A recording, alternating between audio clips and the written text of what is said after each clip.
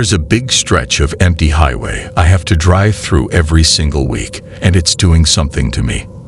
Me and my girlfriend just started college a few months ago. We've been dating since high school, and even if we've both ended up studying in different places, we're only around a 2-hour drive apart from each other. So we've decided to go ahead and give long distance a try. Up until now, it's actually worked pretty great. I've been driving to her college at least once a week and staying at her place, since her parents were so nice to get her an own apartment instead of just making her stay at the dorms, which is much more comfortable than to try to sneak her into my dorm.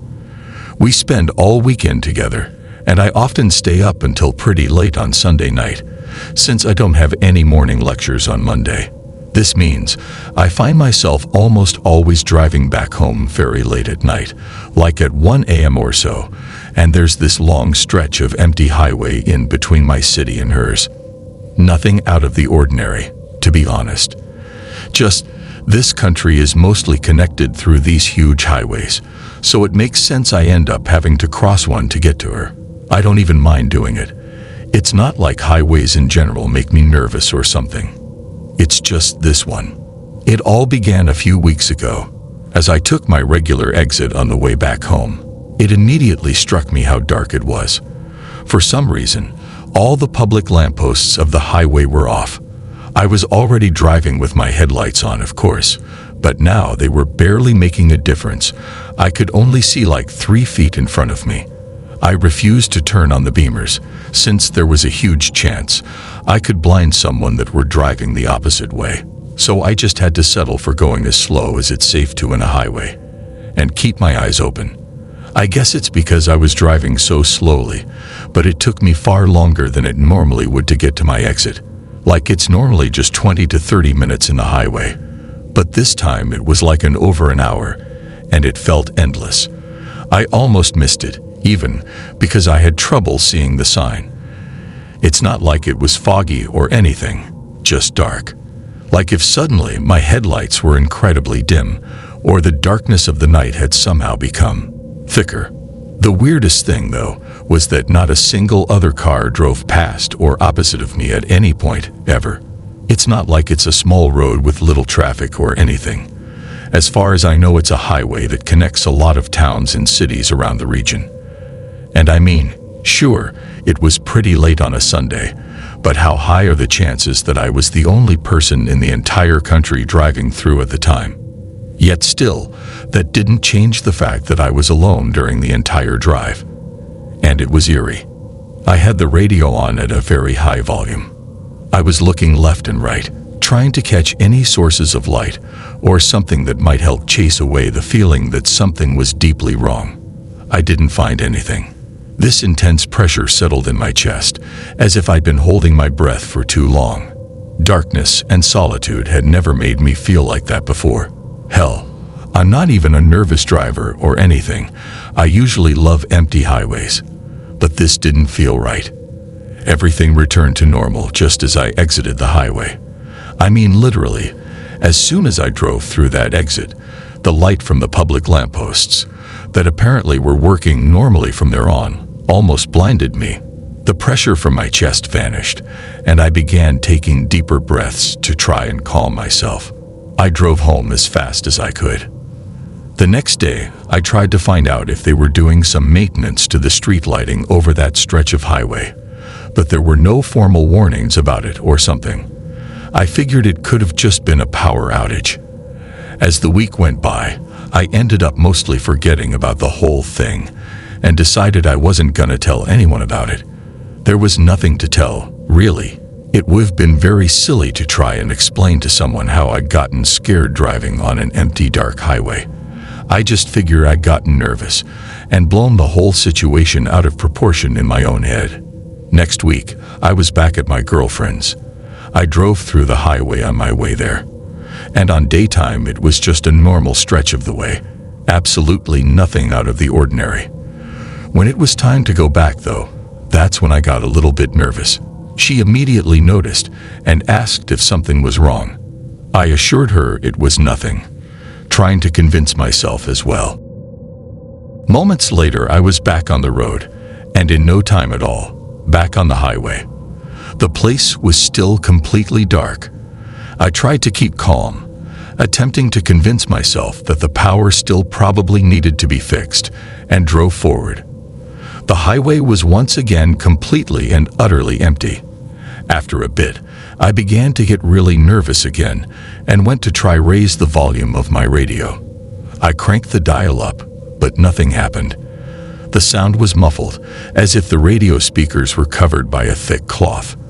I cranked it all the way up, but it actually seemed to have the opposite effect. The music was getting quieter, now just barely a whisper coming out of the radio. I cursed the damn thing. But then I noticed something that really started to mess with me.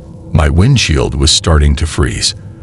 Little lines of frost were appearing at the edges, slowly beginning to spread. I just then noticed how numb my hands were, and how my breath condensed every time I exhaled. It was early fall. It made no sense. I started to freak the fuck out then, and decided to throw all caution out the window this time. I began to drive faster, much faster than would have been safe with such low visibility. But I didn't care anymore. I just wanted to get out of there. I began going faster and faster.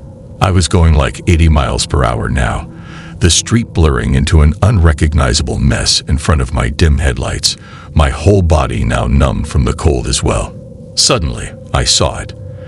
Out of the corner of my eye, and through my rearview mirror, barely illuminated by my backlights. I know how this is gonna sound, but I saw someone. Someone was running behind my car. I didn't get a proper look, but whatever it was, it seemed like a naked, deformed person.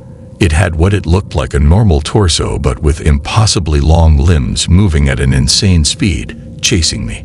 I couldn't see its head. It was too tall and too close to my car. I screamed and floored it, trying to go even faster, but the thing had no problem keeping my pace. I was driving at a breakneck speed now. I didn't know where I was, or if I had already driven past my exit, but I knew I couldn't slow down now. No way. I kept driving, faster and faster and faster, my whole body shaking, not even looking back at the thing now, just focused on moving forward. Suddenly, I was out. In the blink of an eye, I could see lights flying by next to me, and a car right in front, at which I was approaching at an insane speed. I turned the wheel violently and barely managed to avoid it. I checked the rearview mirror, my heart still trying to burst out of my chest. The thing was gone.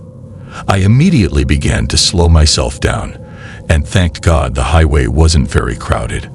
I saw the next road sign and saw that I'd missed my exit by a long way. It took me 2 more hours to get home from there. I didn't stop a single time though. I didn't want to risk it.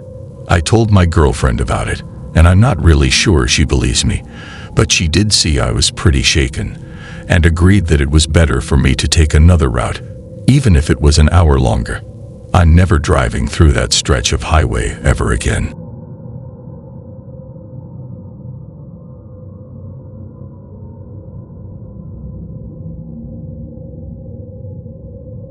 I've worked as a truck driver for the past 20 years. It's usually a very chill job if you enjoy driving. I definitely love it. Going around all over the country makes me feel like I'm not tied to anywhere specific. It can be exhausting and difficult, sure. Some routes practically require you to pull all-nighters while driving, and at least the first couple of times I had to stop to walk a bit, do a few jumping jacks to keep myself awake and alert. Your body gets used to it eventually, though, and as long as you time your sleeping schedule right, it's not much of a problem anymore. There was this one time, though. It was on one of these first long trips, when I was still not used to drive the entire night. No jumping jacks were necessary. Something kept me very awake the entire night. I was going all the way through North Dakota, trying to make it to Wyoming as early as possible. It was still one of my first jobs, and wanted to show off some reliability to private clients, to try and get to work with them continuously.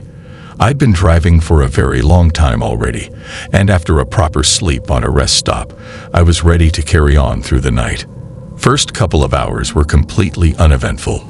I was just cruising through the road, listening to a podcast and letting my mind wander a bit. The landscape of the region is very plain and flat, so once you're properly on the highway, there's nothing but miles and miles of straight road ahead of you. Nothing that requires a lot of concentration. Anyways, at some point, I see something coming up ahead. After so much time seeing nothing but cars, traffic signs and road, it definitely startled me. I squint my eyes, trying to make out its shape in the middle of the darkness. As I get closer, it seems to be a human silhouette, just standing in the middle of the road. Lucky for them, the road was absolutely empty, so I immediately stepped on the brake and pulled over. As soon as I stopped, I began scolding them for standing in the middle of the road, telling them I could have easily run them over, but I literally stopped mid-sentence once I got a proper look at them. They seemed to be a teenager. My guess was female because of the long hair, but I couldn't really be sure. They had this deeply haunted look on their face, like they just gazed straight into the abyss. Their eyes were sunken and wide, their mouth agape, and their skin completely pale. The thing that bothered me the most, though, was their neck. It was completely swollen, the skin folded, and of a sickly bluish-purple color, and their head hanging in a weird angle. I stopped myself from running away immediately and told them I'd be calling an ambulance immediately. They said nothing. They just stood there, their eyes staring at the darkness of the middle of the road. After I'd called and given them my location, I asked the teenager if they needed help, but I was in panic mode. I didn't know if should approach or not. I had no idea if could even be of any help in this situation. They didn't answer. Not only that, but they didn't make a single noise, nor did they move. Nothing. I wasn't even sure if they heard me. I repeated my question, unable to hide a slight tremble in my voice this time, but there was still absolutely no reaction. I began to get really put off by the whole situation. I waited a few seconds for a response, something, but I got nothing. I was really freaked out by then, and decided to just leave them to be dealt with by the paramedics. There was really nothing else I could do, to be honest. I started the truck, assured them the paramedics were on their way, and that they should move to the side of the road, and drove away without looking back. As soon as I'd gotten a bit far away, I let out a sigh of relief. I was still very spooked, but I figured whatever it had been, I'd left it behind, and was not my problem anymore. Trying to take my mind off of it, I put on some music and decided to just focus on the road. Around 20 minutes must have gone by when I got a call. I answered, and it was the paramedics I called. They were asking where I'd gone, claiming there was no one there when they'd arrived. Unwilling to deal with any more of this, I told them I'd taken off because I had a very important delivery, which was partly true, and that the teenager didn't seem like they could have gone very far, so they must still be around the area. I hung up on the call, a bit unsettled, but just deciding that I wasn't gonna make it my problem. That is, until right in front of me, another silhouette stood once again in the middle of the road. I refused to stop for any other weird person this time. I just swerved right past them. Lo and behold, as soon as I do so, I see clearly that it's the same goddamn teenager, standing in the same exact position. My stomach sank to my feet. I floored the goddamn pedal. It was impossible. I was trying to convince myself it couldn't have been the same person.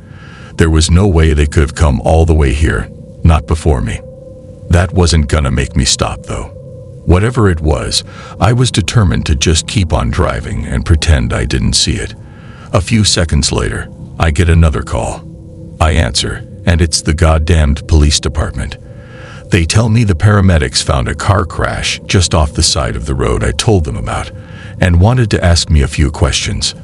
I cursed to myself once again, knowing I'd gotten myself involved in something I shouldn't. There was no way I was driving back there, though. I assured them I had nothing to do with it, and had just seen the injured kid and called for help. They told me they wanted me to explain to them exactly what I'd seen, as they'd found no survivors at the scene. My blood went cold. I told them I had this very important delivery, and that I could gladly make a statement tomorrow in the station. With this, I hung up on them. I was filled with the most intense dread. There was no way. I kept on driving, just focusing on the road, breathing fast, going way faster than I should have been, and as tense I've ever been. Suddenly, out of the darkness, a human silhouette, standing in the middle of the road again. It was them. I floored the brake and swerved, trying to avoid them at all costs, but they'd come out of nowhere, and they were too close.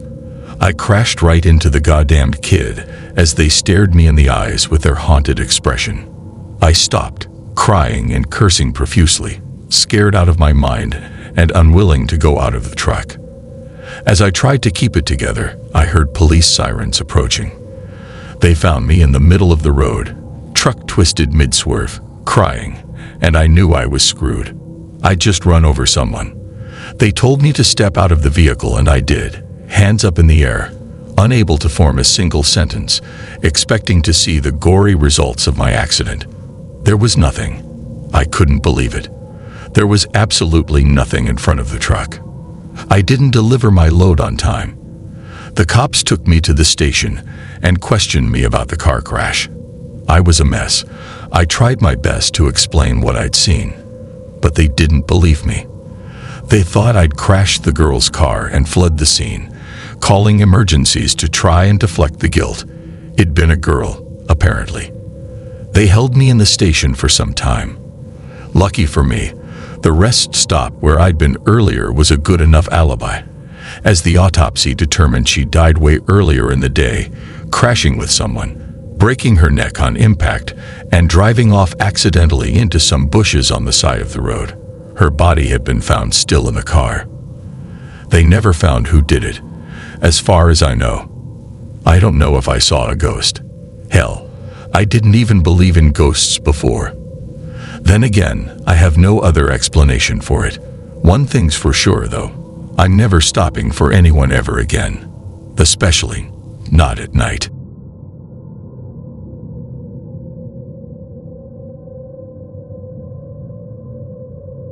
I've been working as a delivery driver as a side gig for a while now.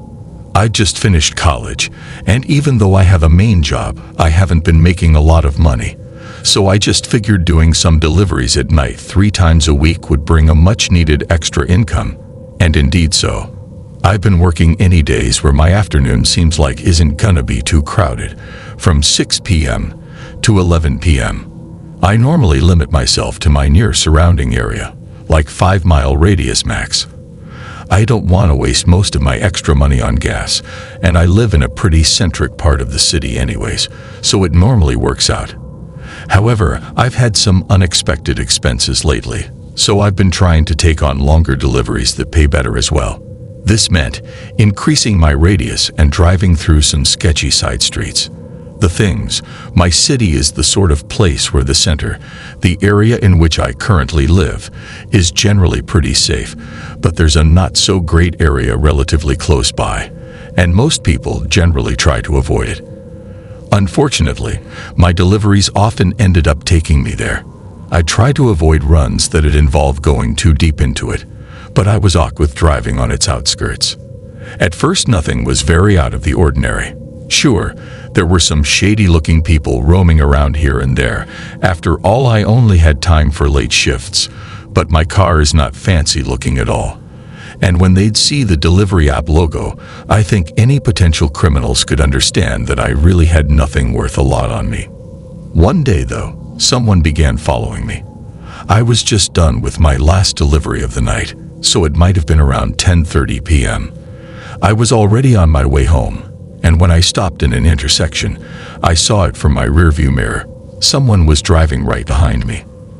They had their headlights on at full beam, and their brightness was bouncing on my mirror, forcing me to squint and making me completely unable to see who was behind the wheel. So I moved my mirror a bit downwards to avoid the light, and then kept on driving, hoping he'd take a different turn in the intersection.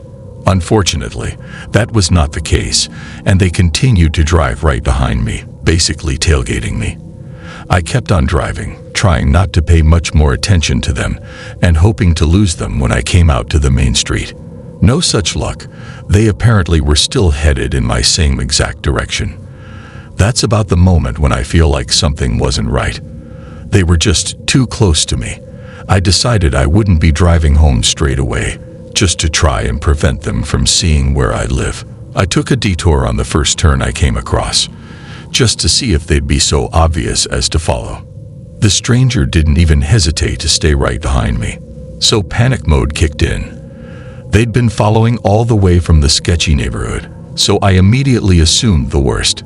Without any warning, I floored it, trying to catch them off guard, and began turning randomly at every turn, in every side street, in order to lose them. Somehow, they managed to catch right up to me. Every time I'd think I'd lost them, I'd blink, and the car would be once again right behind, their headlights still with the beamers on. I began getting desperate. I didn't know what they wanted with me, but I was not about to find out. I drove like crazy. I didn't even know where I was going anymore, just turning randomly, stopping at side streets, and making wild U-turns to go the opposite way. Anything to get them off my track, but somehow every time they'd still catch up to me. Like I couldn't even listen to them behind me, but they were there. However, they'd make no other moves. They weren't trying to crash my car to stop me. Nobody had pulled a gun out of the window. Nothing besides following me relentlessly. Eventually, I was trapped. In my desperation, I'd driven straight to a dead-end street and had no way to get out. I looked back, and there was the car, standing right in the middle of the road, almost triumphant, like they knew they'd trapped me. It was the first time that I had a proper look at it, and just then I noticed it was exactly the same as mine. Same model, same brand and color, even had the logo from the same delivery app on it. I didn't know what to think as I waited for them to get out and approach me, crying silently out of pure fear. I waited, and kept on waiting. It must have been 10 minutes already since they'd stopped there, blocking the street, and they were making no signs of approaching. I gave in, figuring they wanted me to come to them instead. I opened my door slowly and stepped out of the car, my hands trembling and held up high so they could see I had nothing on me. I approached slowly and nervously to the driver's window. A weird, pale man pulled the window down. He had no hair at all, nor in his head, nor in his eyelashes or eyebrows. As he saw me, he gave a smile that was unnervingly and abnormally wide. With a trembly voice, I asked what he wanted. He looked at me up and down, not in a pervy way, but in a way I could just describe as thorough. It still felt deeply violating. I stood there, powerless. Finally, he spoke and told me just needed to get a good look at me. Having said this, he pulled his window up again, turned the car around and drove away, leaving me completely baffled, standing on the street. I didn't really know how to feel about the whole ordeal. I reported them to the police, of course, gave them a whole description and everything, but they didn't take me very seriously. There was sadly nothing else I could do about it, and I still needed the money, so even if I was still shaken, I returned to my deliveries, now limiting myself strictly to my near surroundings again. Months went by, and I still hadn't forgotten about it. Everything had been so disturbingly weird, from how closely the man managed to follow me somehow, to how his car looked exactly like mine down to the detail, not to mention the man himself. The more I thought about his face, the harder time I had picturing it. He'd been such a blank slate it was unnatural. No hair at all, no distinguishing features, no color on his cheeks or lips, and that wide smile that seemed to contort all around his face. The mental picture I managed to come up with was, it wasn't possible that he looked like that. It must have been the panic. Anyways, I decided to just leave the weird episode behind me and go on with my normal life. I tried. At least. It was a normal Tuesday and I had just picked up a delivery. Driving at night made me nervous now, so I'd put music very loudly to keep my mind from returning to that weird encounter.